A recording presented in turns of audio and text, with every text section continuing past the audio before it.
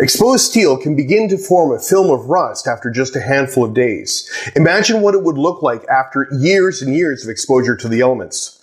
We're getting started with rust and rust streaks coming up on JC's Riptrack.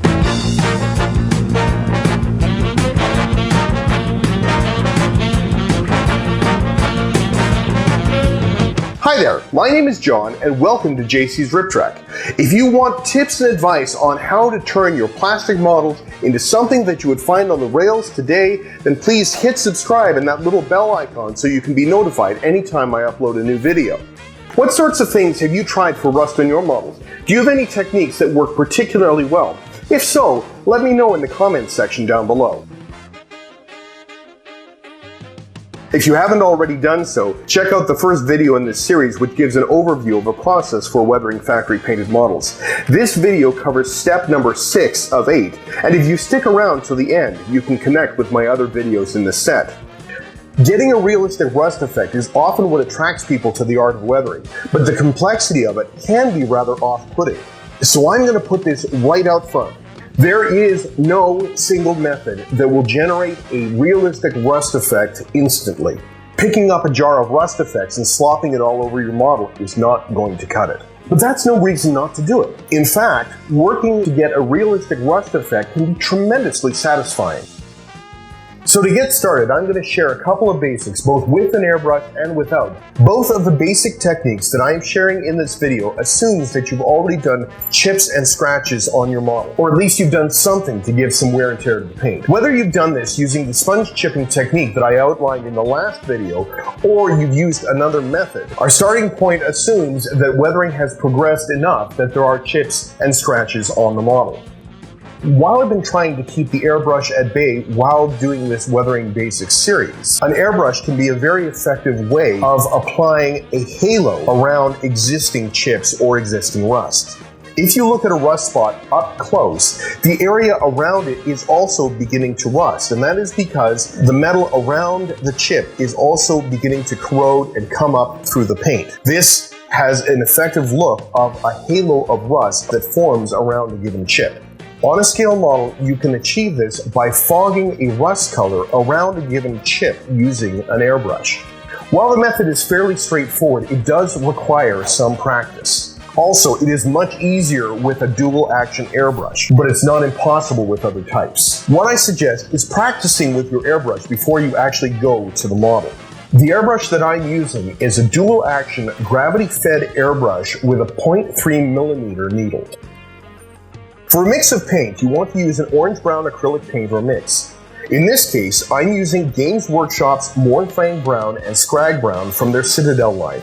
If using Tamiya paints, Hull Red or Naval Brown mixed with flat yellow can give some good colors here. Mix the colors thin in your airbrush and add some clear flat medium if you need to keep it translucent. Regardless of the paints that you choose, make sure that the model has a matte coat so as to accept the airbrush paint and reduce the risk of a spidering effect. What you want to do is very lightly and tightly airbrush the color in and around the chips you already have present on the model. On my dual action airbrush, I often remove the nozzle cap because I find I can get a finer point on my spray. There's some physics behind this reasoning, but it's also a matter of personal preference because I can get in nice and close. The idea is to very lightly build up a halo of rust color around the chips without obscuring the base paint or the chipped areas. Work quickly and don't linger too much in one area. A little will go a long way. And work your way across the model. A good rule to remember is less is more, because you want to enhance the chips, not overpower them. Really, rust streaking is what most people think about when it comes to doing convincing rust on a given model. While this can be done with an airbrush or with pastels, the technique that I prefer to use is using oil-based paints. Now, if you're planning to do fogging or halos on your models, I suggest that you do that first because in many ways, the rust streaking is like the icing on the cake. Today, I'm just showing the basic technique. We can get into variations later. So in setting up your paint palette, it's similar to setting up for the oil-based fading wash you saw for the video for step 2. Make sure that you have applied a clear gloss coat for the model first. Have 2 wells in your palette or little cups with odorless mineral spirits for thinners. You'll want it to have a couple of options for rust paints, and you may need to do some mixing. For oil paints, burnt umber along with mixes of red and yellow can help you get the tones that you need. Pre-mixed oil paints such as Abteilung 502's light rust and dark rust are what I use, and it's what you see in action with this particular model. Put a little of the colors that you're going to work with on your palette, mix them if you need to, but generally keep them at the consistency that they come out of the tube. Using a small point brush and starting with your lightest rust oil color, apply a dot of the paint inside the rust chip or along the edge of an area where you want the rust to be streaking down from. You don't necessarily have to have a place where you've already shown chipping with acrylic paints, but it does make it easier as a guide. Now apply this to all the areas that you want to have rust streaks on the side of a given model, and let it dry for about 5 minutes. Once you've done this, take a flat, dry brush and start cleaning an area above where the dot is, and do a single downward stroke. This will pull the paint down into a streak.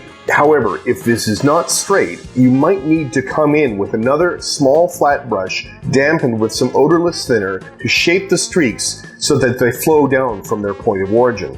Once you've done this with the lighter color, do it again with the darker rust color, applying it to a smaller area inside where you've already applied the lighter rust color. One thing that can happen while you're doing this is that the dry brush will start to accumulate pigment from the dots of the rust-colored oils, meaning that you could end up with bits of rust color on the model where you don't want it. If this happens, try to brush out as much of the extra pigment in the dry brush as possible on a paper towel, or use a new dry brush and use thinner to clean out the one you're using. If you've ended up with some unwanted marks on your model, use the dampened flat brush to carefully clean it up. As with previous steps using oil or enamels, let this dry thoroughly. I'd suggest about 24 hours before moving on to the next step. This way of doing rust streaking is very simple, and yet it can yield some very realistic looking results. And you can use it as a starting point for some variations and different styles and different techniques, or even some very heavy rust streaking such as what you see on the Soo-Line car that is featured in this series. And as with chipping, there are a multitude of different ways of handling rust, and they will be a significant part of what I plan to do as this channel grows. I hope that this gives you a couple of ways to get started, or a new way of approaching rust. There's always room for combination and improvisation as you become more comfortable with it. Check out the other videos in this series, and if you're interested in getting the most out of your painting and weathering projects, then please hit subscribe and that little bell icon so you can be notified anytime I upload a new video. And of course, I'll be getting into more and more detail as this channel grows. And so thanks for watching, and good luck, and may you keep on track.